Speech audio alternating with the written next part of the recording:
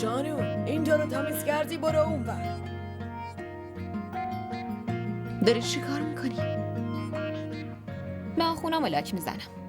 ببین خوشگل شده؟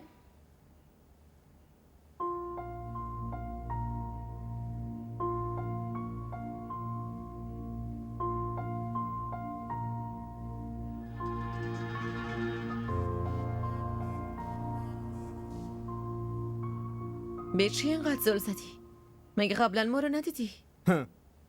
من چه نیازی دارم به دخترای بیکار و احمقی مثل تو زل بزنم؟ من با دخترای زیبایی دوستم که شما دوتا جلوشون هیچی نیستین. به به، پس آقا با دخترای خوشگل دوستی. به نظر میرسه اون دخترای خوشگل کورن. میخندید نه؟ بفرما، خب وقتی جوک میگی میخندیم دیگه. حالا شما بگید کجا دارید میرید؟ میرم پیش دایی اقبال. حرف از دخترا میزنه و ملاقات پیش داییش میره. حتما اونا رو توی شیشه نگهدار ترک نخوره. تو با من زبون درازی نکنی به نفته. مامانم راست میگه. مادر تو زن زبون درازی بوده. منو ببین، یه کلمه یه دیگه بگی دندونتو میشکنم. چرا؟ عصبانی شدی؟ واقعیت دیگه. این زبون درازی از مامانت به ارث بردی نه؟ اون دهنتو ببند وگرنه. وگرنه چی؟ میخوای مثل مامان بدکار؟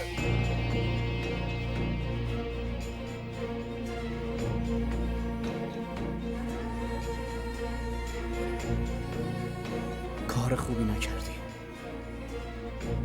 ظفر کسی نیست که فراموش کنه. تاوان این سیلی رو خیلی بدجور پس میدی. بریم.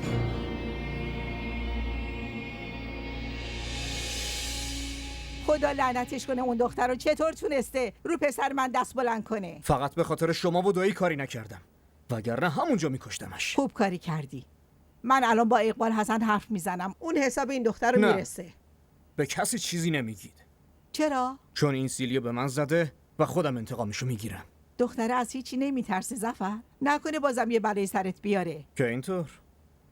همچین آدمای نترسی و میدونم چطور بترسونم. فقط هرچی گفتم همون کارو کنید، لازم نیست به کسی چیزی بگید. همین.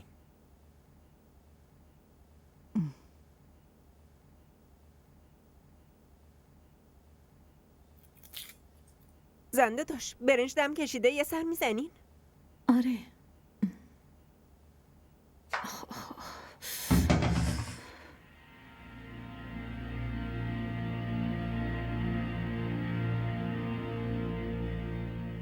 چی درست میکنین؟ برنج با گوشت گوسفند، خورش مرغ و کباب مرغ، کباب گوسفند و دسرم فرنی. همین؟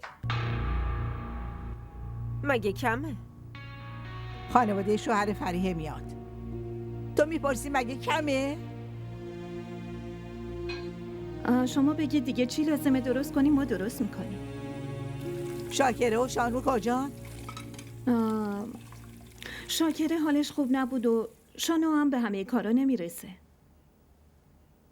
شما به من بگید، هر چی بگید درست میکنیم. افغانی پلو، کوفته نرگسی، حلیمم که لازمه. میز باید پر از غذا باشه.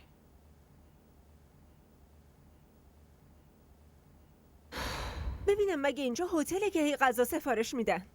زنده شمام چرا به حرفای مزخرفش گوش میکنین؟ دوتا خواهرش خودشون کاری نمیکنن، فقط به ما دستور میده. این شام خیلی مهمه. نمیخوام اوقات تلخی داشته باشیم. کوفته درست میکنم. برنج.